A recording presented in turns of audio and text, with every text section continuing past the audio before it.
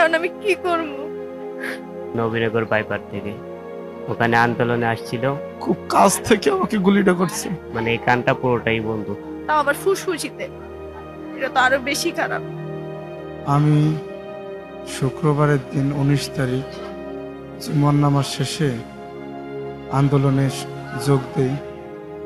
মিরপুর 10 নম্বরের কাছে আলোক হসপিটালের ওখানে আন্দোলনরত অবস্থায় আমাকে যখন পুলিশগুলো আমাদের দিকে আসতেছিল জীবন বাঁচানোর জন্য, যে যার মতো দৌড়াইতেছিল, আমি তখন ইটে বাইদে পড়ে গেছিলাম। একটা পুলিশ খুব কাছ থেকে আমাকে গুলিটা করছে। আমি ওনাদেরকে হাত দিয়ে নিশার এরকম করছিলাম, আবার গুলি কইলেন না, তবুও আমাকে কাছ থেকে গুলিটা করছে। পরবর্তীতে আমার ছাত্র ভাইরা আমাকে আলোক হসপিটালে নিয়ে গেছে গুলিবিদ্ধ অবস্থায়।